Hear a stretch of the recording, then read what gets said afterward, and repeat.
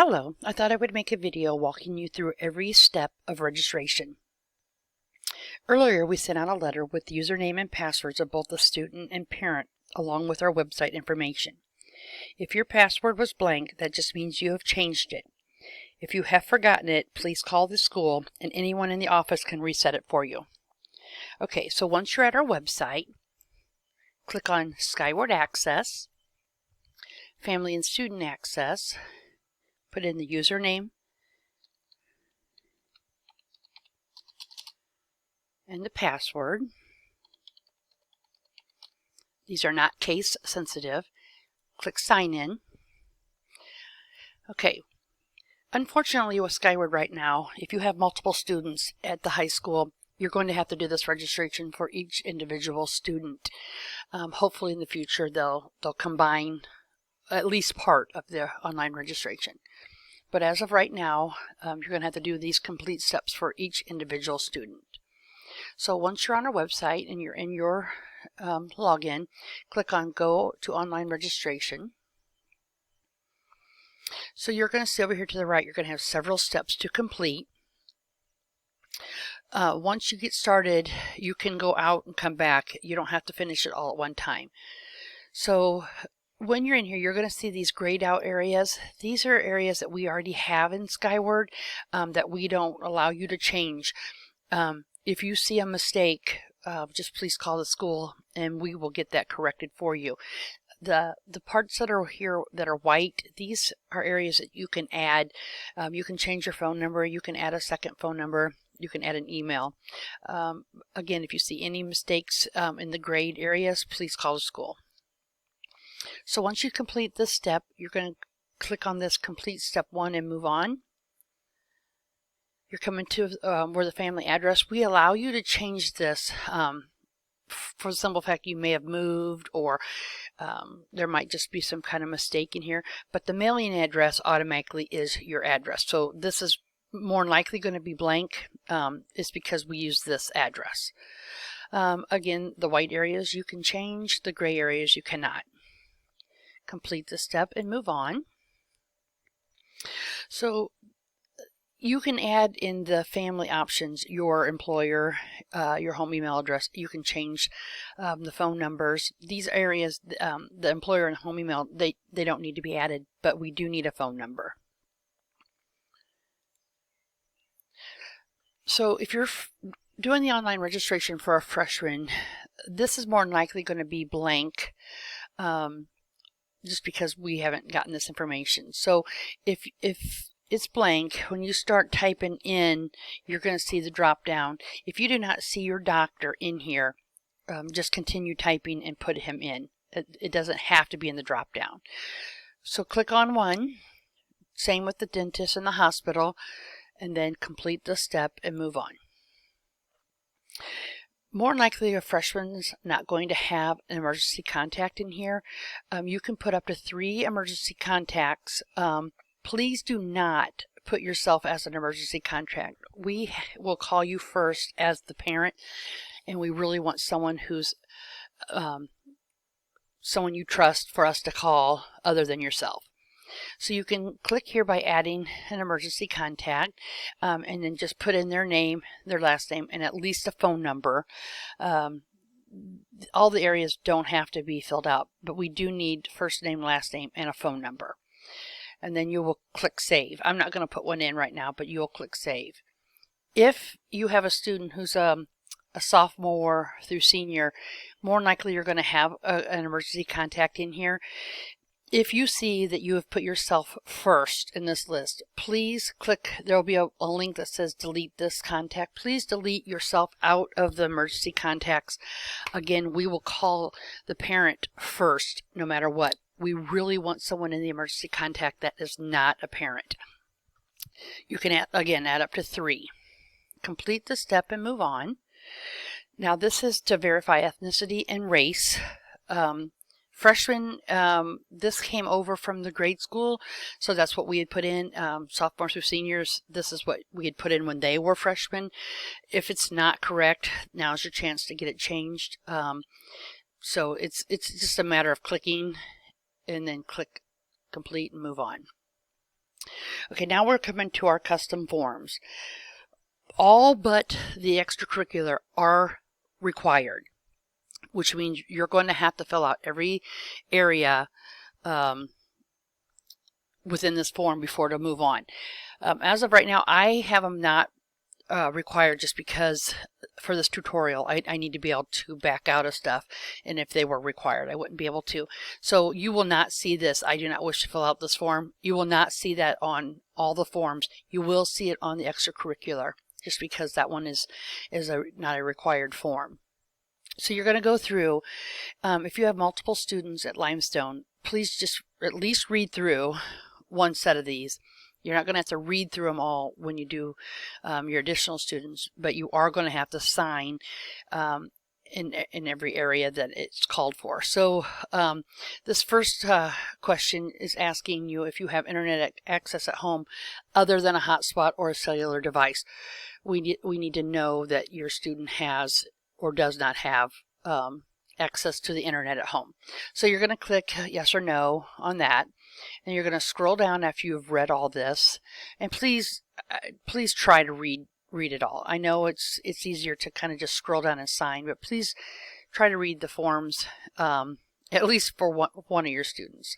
And then once you get down here to the bottom, it's going to ask for your signature, a date, and then it's going to ask you if you accept or do not accept. So know that if you do not accept this, then they will not be able to get on the internet at Limestone, which will hinder some of the stuff that they do for homework. So please keep that in mind when you're accepting or not accepting. Once you've put in all the areas that it requires, you're going to complete this step and move on to the next form. So the next form is our co-curricular. Read through it. It explains what we expect of students here at Limestone. Once you are through reading it, just please scroll down, type in your name, accept or do not accept. Okay? Complete this step and move on. Again, you will not see this. I do not wish to fill out this form on these. Again, I just had to do that for training purposes. This is our media form. This is if you do not want your student's picture displayed at all, then you do need to put I do not accept. This will include the yearbook, cheerleading pictures, basketball pictures, football pictures, Rocket Rowdy pictures, everything. So if you do not want your child's picture displayed, including the yearbook, then you need to put I do not accept. Otherwise, click I accept, put your name, the date,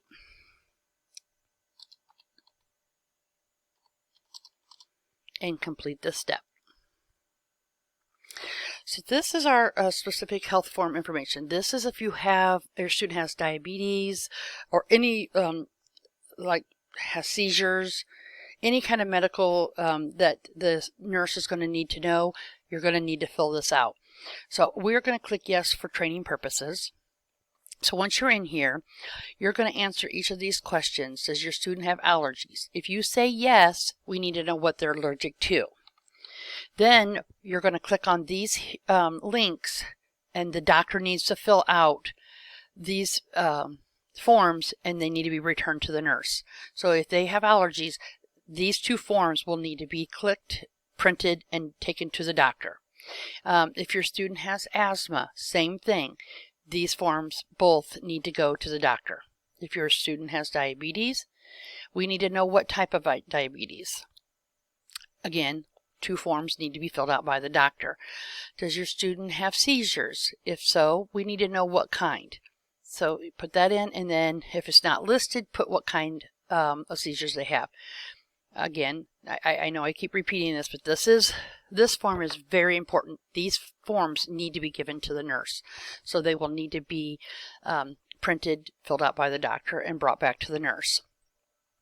Okay, so these are not all required steps because your student may not have asthma. So if you don't fill it out, that's fine. Does your student take medicine at school?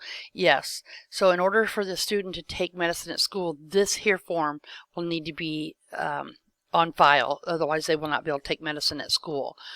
I do believe that if they have asthma, inhalers can be kept on them. All other medicine, and I think diabetes, there's, of course, medicine they keep on them. All other medicine has to be taken to the nurse. So you're going to complete this step and move on. And this is our drug testing. All students, it's random. It's never, they're never picked. We give a set of numbers that go with a set of students. Those numbers go off to a different company. They pick the numbers, and that's how it's randomly picked. So students are not picked just because of who they are. They are picked by a number. This person does not know their number. But all this has to be read so you understand what your student's being tested for.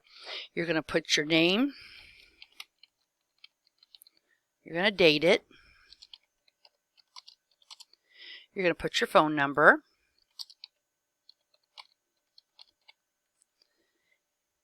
And this one's tricky because see, now you got to come all the way down to the I accept or do not accept. But no, if you do not accept, they will not get to play sports, they will not get to be in extracurriculars, and they will not get to park in our parking lot.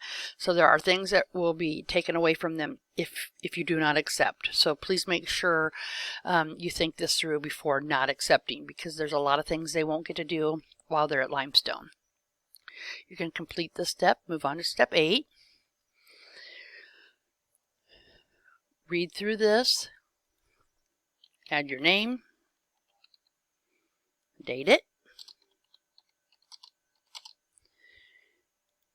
This one has to be accepted. This one's automatic.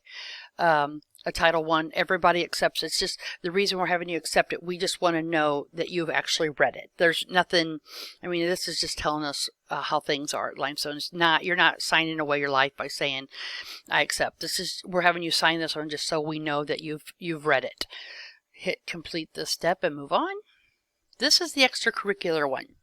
This one will say, I do not wish to fill this out. If your student is not going to participate in any of these things that we have here listed. So if they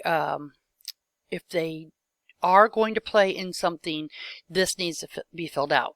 So with picking a sport here, let's say you put they're going to be in color guard.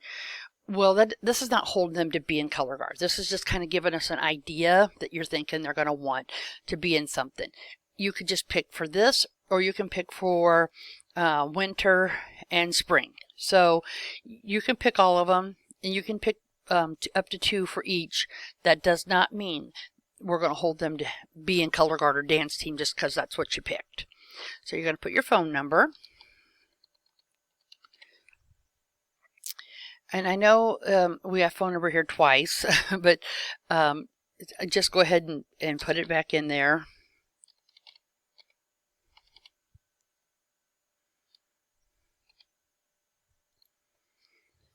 Put the family doctor's name. This is not a drop down. So this is going to need for you to put what their name is.